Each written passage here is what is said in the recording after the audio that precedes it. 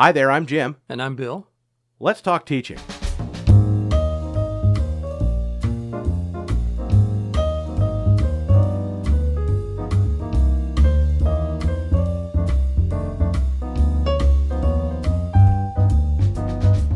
Welcome to Let's Talk Teaching, a podcast from the Center for Teaching, Learning, and Technology here at Illinois State University. I'm Jim G. Joining me today, Dr. Bill Anderson. He's faculty in the Department of Family and Consumer Sciences here on campus. Bill, welcome to the show. Thank you very much. Thanks for the opportunity. Well, we want to talk today. There's so much we could talk about, and you've been very involved over here at CTLT. But let's start out with something that happened in the last couple of months. You were named one of the 2017 Outstanding University Teaching Award winners for tenured faculty on campus. So first of all, congratulations. Thank you very much. I appreciate that. So as far as teaching goes, yes. You're someone who I have come to respect as someone who's very passionate about teaching. Thank you. But you're also, I think, in some ways kind of pragmatic about teaching. So what we want to talk about today might be some of the practical things that you do as a teacher and how you help students understand the material that you want them to really critically think about, okay. and not just remember, but to really critically think about. Yes. But let's begin with this concept that you've brought to CTLT in a workshop before, and you've talked about a lot, which is called an interrupted case study. Interrupted case studies. Yes, I tripped over that word. I'm not even sure where. By Robert Herod, and he was using case studies, typical paper format. That's used a lot in a lot of our majors, use case studies at one point in a time, but he was using interrupted case studies where the students would get a portion, have to come to an initial conclusion, project what might happen next, and they got the next piece of the information. It was like a detective movie or Murder on the Orient Express, where you put one thing together and the other. And I had been using an interview series called 56 Up. Actually, it's 42 up, 49 up, currently 56, for several years in one of my classes. And I had used 56 up as material to connect to developmental theory like Piaget or Erikson, but it was almost made to be an interrupted case study. So instead of lecture, example, discussion, it became a lecture on a portion of a theory. And then we would meet the 7-year-olds. And we would meet 7-year-old Neil and 7-year-old Susie and 7-year-old Bruce in 1963 when they were all asked a set of questions in 1963 London. And so we would stop there, and the students would talk about Neil, who was sort of middle class, Tony, who was a West Ender, he was a little lower SES, Susie, who was in a private boarding school, and another member of that group that came to be known as Evil John. He's not as bad as he sounds, but very wealthy family. And from there, I would say, using the work of Piaget, the work of Erikson, tell me who 14-year-old Nick is going to be next week when we meet him. Tell me who 14-year-old Susie is going to be next week. And they were generally ready for that. They could use the theory and say, well, for Erikson, they're going to be forming their own identity. They're going to be working on dreams of who they're going to be when they get older. For Piaget, they would say, well, at 14, you're supposed to be, and that's a big thing, you're supposed to be entering formal operational thinking. So they're going to be bigger thinkers. They're going to be thinking more abstractly. And sometimes the theories worked, and sometimes they crashed. So we meet them next week at 14. The first thing was, what did you predict? Did it work out? And generally, they typically saw that. Whether they were right or not, I sort of let that ferment over the next few weeks, but they were as often wrong. They were going with what the 101 version of the theory says this, so when they saw this 14-year-old kid, they saw what they anticipated. But it becomes more apparent to them as we progress through that format that sometimes life stuff happens and the theory doesn't pan out for, in this case, years. And so they began to see theories more flexible and more suggestive and then even more so predictive. So we have used that series for quite a while successfully, I think. I'm familiar with the documentary series from my studies as an amateur film student way back in the day well, I remember 7-Up. It, Yeah. it was not many more than that. And I never really thought of them as sort of you could isolate them as case studies, snapshots in that time. I mean, that's kind of the premise behind it. But Right. but then you could encourage students to extrapolate forward. So that sounds like Right. what you're doing. That's it exactly. And if we think in terms of Bloom's taxonomy, Yeah. that top level, the creating level, has some of the descriptors there are inference, imagination. So pushing toward that top of the taxonomy, away from the remembering stuff that you mentioned earlier, to that inference, imagination, has worked really well for us in this class. So tell us a little bit. Let's take a step back. Tell us a little bit about your discipline, because the Department of Family and Consumer Sciences seems to encompass quite a lot. So what do you concentrate on?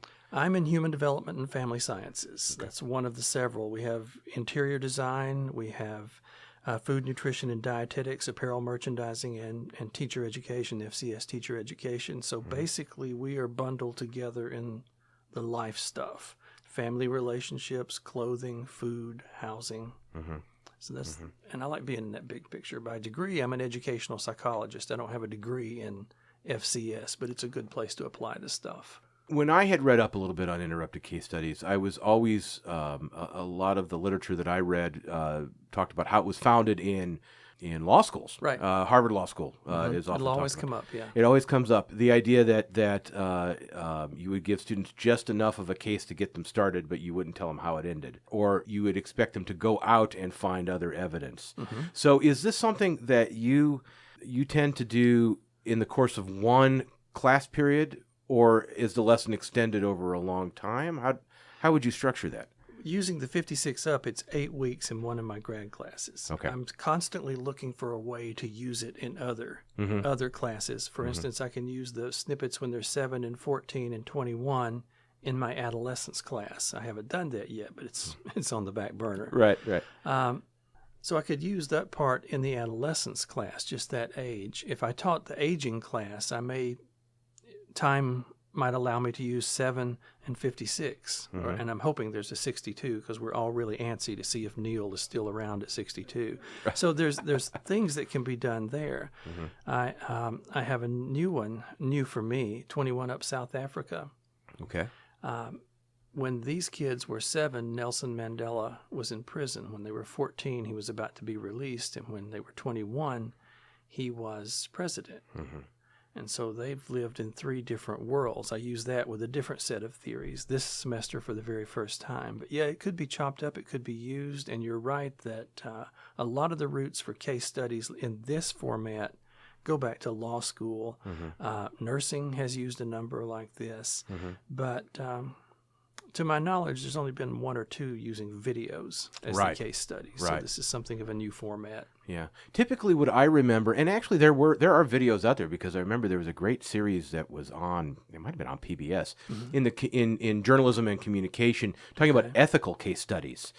And whatnot, and there was a great, and I'd have to look it up. I will try to link it to our show page for this podcast, this episode, and some of the other resources that you've been talking about too. We'll link to the documentary series and find some information on that.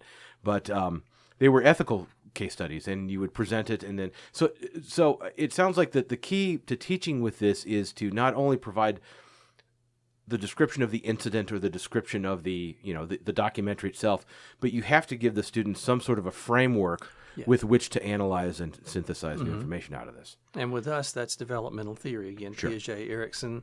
As they age up, we sort of leave Piaget behind, because most of his research was done on his own children. And I assumed at some point they said, Dad, please. Yeah, right. But we continue with Erikson's work, psychosocial development. We began to use the work of Perry, intellectual development, who sees things beyond Piaget's formal operational thinking. So that serves us well into the 30s and the age 40s. I also use a couple of motivational theories that come from my ed psych background. The one that's most applicable in this series, in this class, is expectancy value theory, to determine why did Neil make this decision? Do I really believe Neil is going to follow through with this task for the next 7 years? Do I see evidence of motivation there? So we apply a number of those things to predict. And again, the predicting part puts us up in that rarefied air of bloom with inference and imagination. Let's expand on that a bit. How do you Okay. know that it worked or that it's working?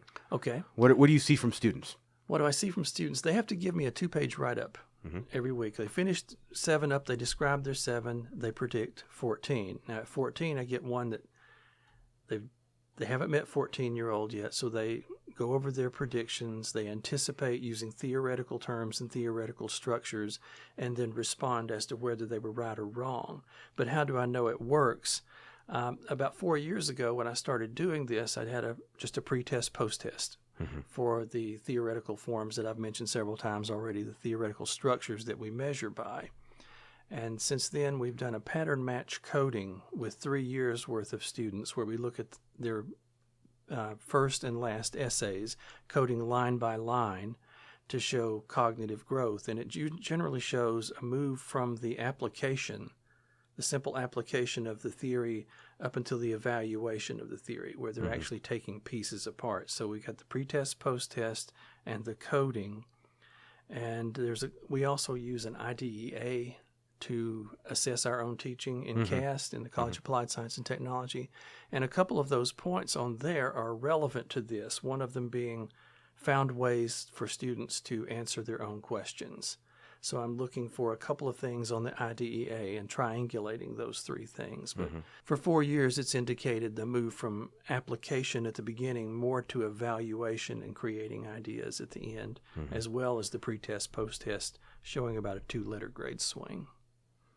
So, yeah, Yeah, that's the kind of rigorous assessment that we wish we could all unearth in our teaching. That's great. That's awesome.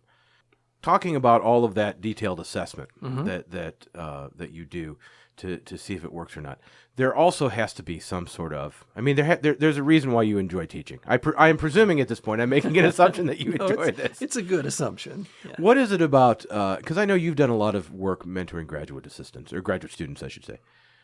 So I know you've done a lot of work mentoring graduate students. What is it about that process that you like? Same thing. It's the discovery. I'm something of a constructivist, I guess, when it comes to my own philosophy. And if I'm doing stuff right, it should lead them to a place where they just trip over the next big thing, that aha moment. Yeah, William James said that real learning has to come with the force of revelation. And he's sort of I don't know if you have heroes in Ed Psych, that'd be pretty nerdy, but I just like his pragmatism. Sure. And so if we're setting these things up and I don't muddy the waters too much and let stuff be discovered, then they will find over the first 4 or 5 weeks where theory stalled. Then maybe 2 weeks later into the study, they see why it stalled, a piece of information that they did not originally have. And even as grad students in this class, they come from education, psychology, sociology, some human development, but most of them enter this class with a 101 level understanding still of developmental theory, and they see it become far more flexible. They let them see something that Erickson says should start around age 45 and 35. They let them see early pieces of that in the 14-year-old as they look back. So they see these not as a stage ends and one begins, but lots of overlapped, and it gets a lot more human that way. We had before we started recording, and I'm not going to give away any of your teaching secrets per se. But before we started, tell me. Before we started recording, I said, "How you doing? How's it going today?" And you said you had a very good day. That something worked in the classroom. It sounds like, or in a lesson. Again, without giving away any details for future classes of yours. You have a situation where you to make a point or to help students to learn, you kind of stack the deck. Yeah. Talk about that a little bit, because I'm fascinated with this idea that as teachers we don't always have to tell them everything or tell them the whole truth. Teachers trick people into learning. We just have to make the stuff discoverable. Right. This is class Multicultural Family Studies. It's a new class for us. We started in the fall of 2016. I taught it then, and it was very much a service provider oriented class. A lot of our students will be child life specialists or adoption specialists, and they will be working with a variety of ethnicities and a variety of religions. So as a result, we would talk about Latino culture for a couple of weeks, Native American culture for a couple of weeks. But the following semester, we had Charlottesville. Mm-hmm. And it could no longer, that class couldn't stay a service provider class. It would feel to me like I was phoning it in. So we have moved, keeping that part intact, but I've added 10 different student presentations in there. And I'm not sure if you're familiar with the Taking Sides books from McGraw-Hill. There's like a Taking Sides on Human Development. And basically it would be a topic, is racism a permanent part of American culture, for instance? Mm-hmm. And then this book would give you a 2-page blurb on that, and the most extreme yes article they could find, and the most extreme no article they could find. Mm-hmm. And most of us don't make our decisions at those two extremes. Right. So when we do a Taking Sides presentation in class, that's all they're allowed to use. Mm-hmm. And so their assignment is to sort of blow up the topic, find the gaps, find not what's being addressed. And some of the topics that we've used in multicultural family studies this time have been, is racism a permanent part of American society? Is mass incarceration of blacks and Latinos the new Jim Crow laws? Is gentrification a new form of segregation? Mm-hmm. So these are hot button topics, and I want them to explore this. But yes, we are using Confederates in the class, who are in the class, a teaching assistant, and they have to meet with her to fine-tune their presentation before they give the presentation in class. And they do. They work through the material that they're showing, that they're talking about. They work through their PowerPoint slides. But the one area that's not discussed as openly is the teaching assistant realizes that she's to keep them from taking the easy way out when it gets to the questions, mm-hmm. as opposed to, is racism permanent in America? What do y'all think? And, then we have chatter. Mm-hmm. But just forcing them to form questions, then order those questions so that they're actually going somewhere. And I think that has been very successful. We have, I think we dove deep a few times. We have disagreed several times. No casualties, no raised voices, but there has been disagreement. Yeah. But each time we've done that so far this semester, we've run out of time. Yeah. People are still chatting because it's safe to ask the tough questions. Mm-hmm. I don't know if I can replicate this exactly next semester or not, but I'm certainly going to try. Sure. It may be a product of its times to some extent. I mean, maybe they're very open to this right now because of what's going on in the world. But first of all, it's a great problem to have that you're running out of time because the discussion is going so long. I do. So, and just to clarify, the teaching assistant is not giving them the questions. No. She's encouraging them to find those questions. Right. So she's kind of she's sort of an extra guide, an extra, yeah. I think I know where you're going. But yeah, her only instructions from me was don't let them get away with the surface level questions. Sure. And that has not happened. Just that little bit of permission. I think the first 2 or 3 of those that we did were a little tough. The class also had to discover that things were not going to blow up. We weren't going to lose tempers. We weren't going to have to choose sides. It wasn't a debate. And did you explicitly say that to students? Did you explicitly lay down some instructions, or did it naturally just come out of the community that you've already built so far this semester? I think it's a natural event. The only instructions for the presentation itself is you are to use these materials. This no article. You're to make sure that the class is on the same page with you with whatever terminology there is. Let them know what your first ideas were, your first take on this question. Maybe 2 people were a yes and 2 people were a no. What was your first impression before you looked at anything else? And then they deliver the yes and no sides. And then they talk a little bit about the process of consensus, whether they were able to agree or not. And usually, so far this semester, they haven't been able to come to agreement, and those have been good. If we have 3 yeses and 1 no at the end, the next question is, what's keeping you apart? What piece of information are you waiting for that keeps you from going to this side? Right.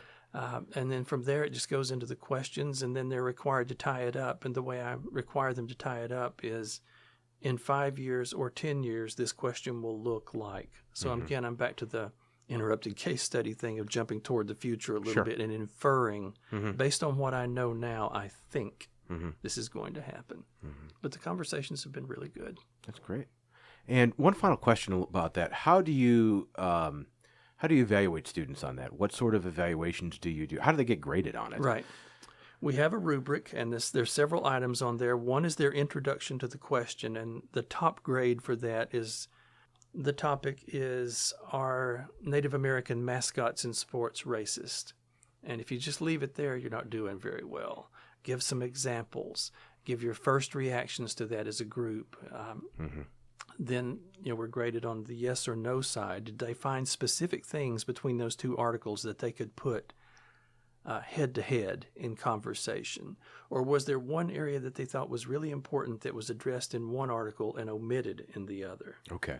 And then from there, it's their process of consensus. What conversation did they have? General ideas. I want everybody to know what both sides of the argument are. And then the usual stuff. How did you present? Did you read off the slides? That sort of stuff. But that process of consensus and the student involvement that results from the questions they brought with them, that's the bulk of the grade. Okay. And generally, well, this semester they've been all A's, but you don't think I've been too easy there, but they've been great discussions. Well, and you can say that with confidence because you built out the rubric ahead of time. Yeah, so you have that did. structure to kind of do that gut check as a teacher. Am I being too easy or am I being too hard and whatnot? Yeah. We've talked several times about rubrics on our pokey little podcast here. So with those rubrics, generally, as I write from lower to higher, I generally start out with something that would be comprehension or remembering level over here. So I'm genetically connected to the taxonomy somehow. And by the time I get up here, what will be the top points? That's going to be the inference, the imagination, the what ifs and the maybes and the why nots. So there's that depth that I hope is built in across there.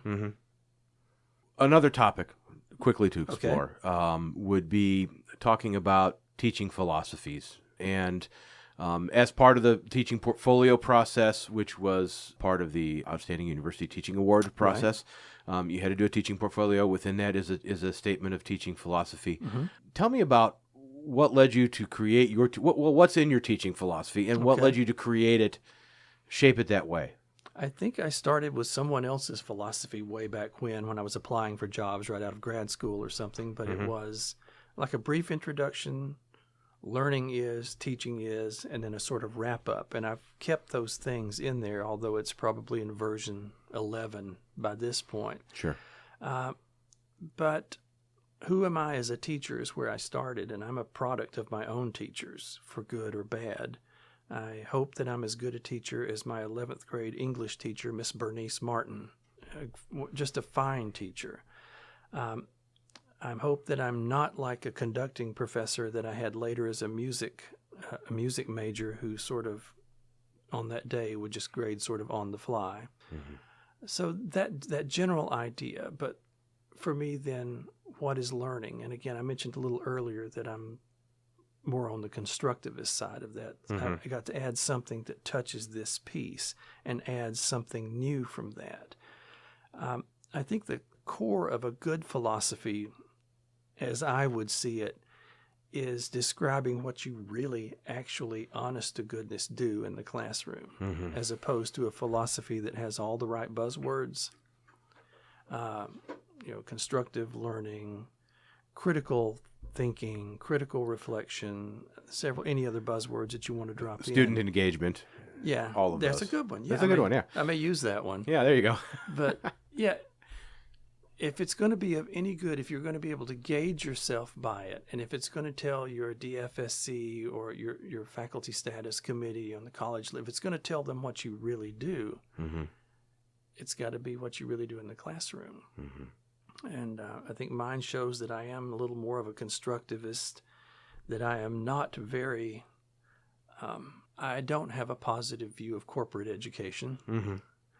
I am a very much liberal arts grounded. I want the discovery to be the students. But I'm probably not getting to your question, but I think the general idea is write what you really do in the classroom as opposed to write writing a winning document. And I probably just had 99% of anybody listening going, well, yes.